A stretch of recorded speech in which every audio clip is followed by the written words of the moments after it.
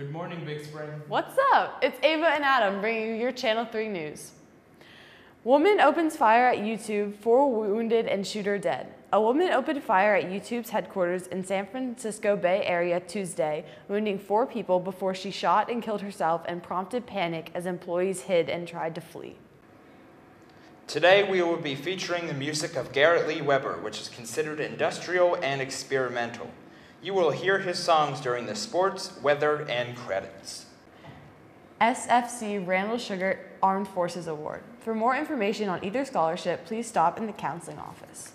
Valley Force number 145, Tall Cedars of Lebanon grant is for any senior planning on attending a post-secondary school full-time to major in pre-med, nursing, medical technology, physical therapy, or other medical-related fields of study. If interested, please stop by the counseling office for an application. Now at the One Stop Dog Shop, Big Spring drawstring bags are only $10. They come with drawstring cords, an outside zipper pocket, inside phone pocket, and with a headphone cord outlet. The most current sad acts of kindness winners are Mr. Hankus for not dropping his AP class and Garrett Yakeley for letting someone borrow a pencil.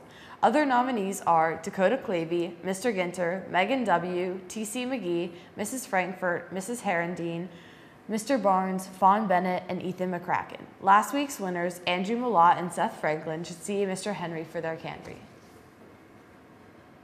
Now to Alexis with your sports.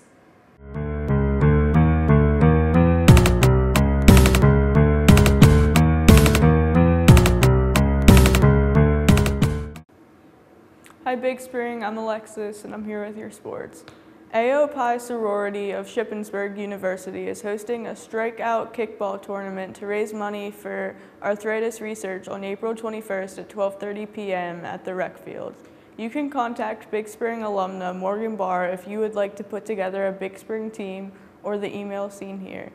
Any senior football player or wrestler interested in applying for the Rick Gillum Scholarship should get an application from Guidance or Mr. Gutschall in room 302. Applications should be returned by May 4th.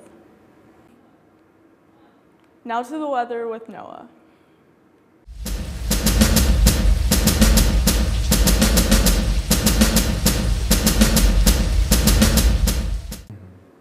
Good morning, Big Spring. I'm Noah and I'm here with your weather. Temperatures will spike to near 60 degrees today ahead of a strong cold front.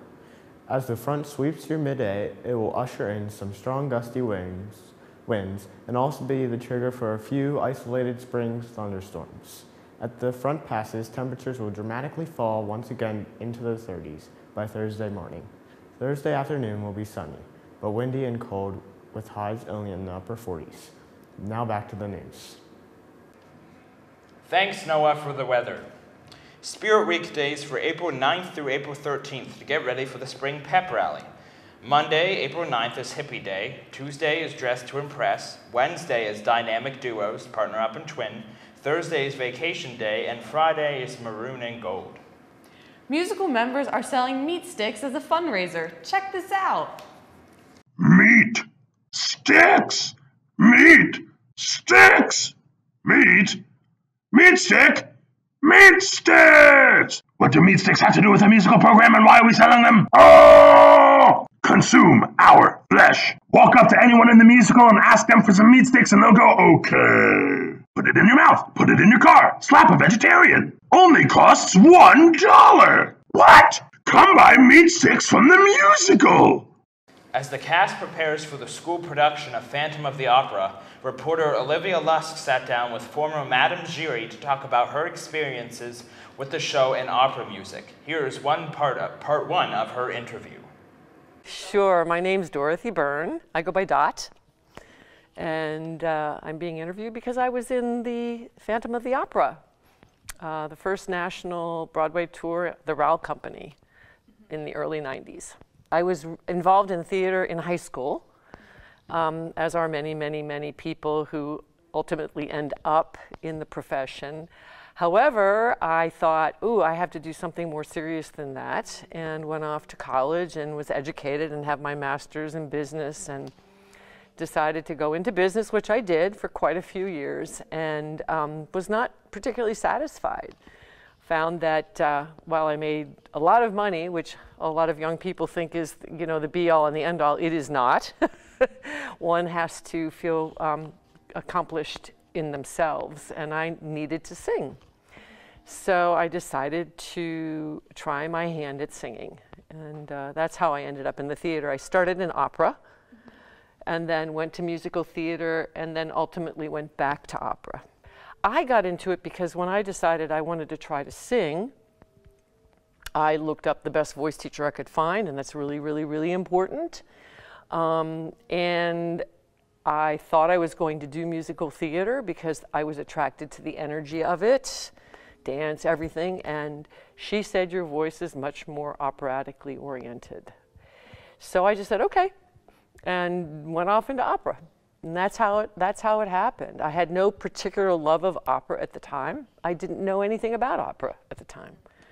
So it was a professional voice teacher's advice based upon what she heard in my voice that got me into the opera world.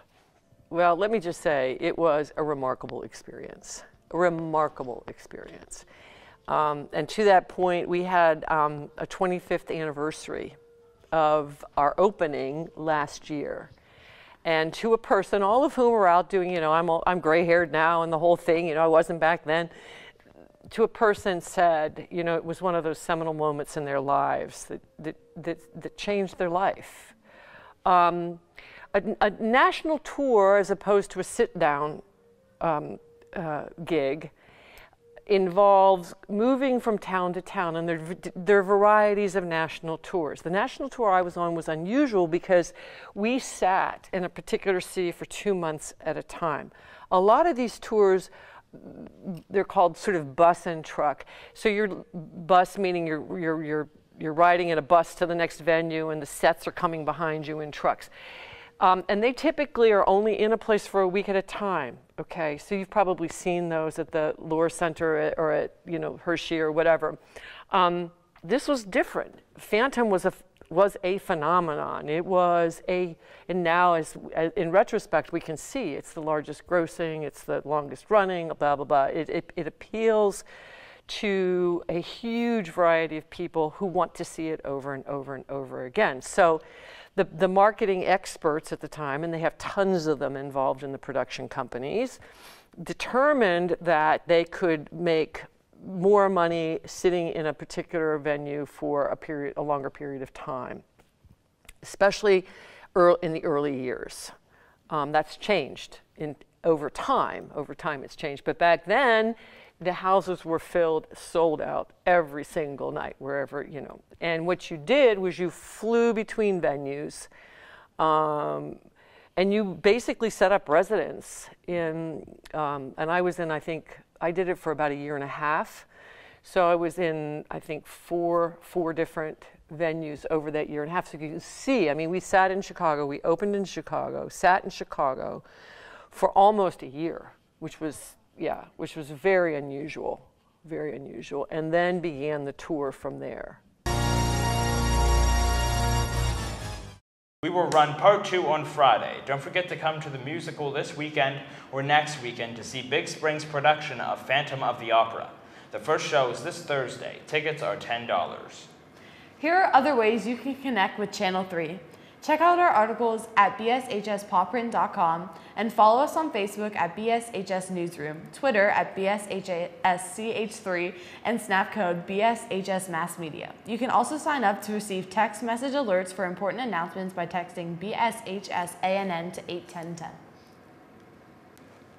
That's all from us, Big Spring. Have a wonderful Wednesday.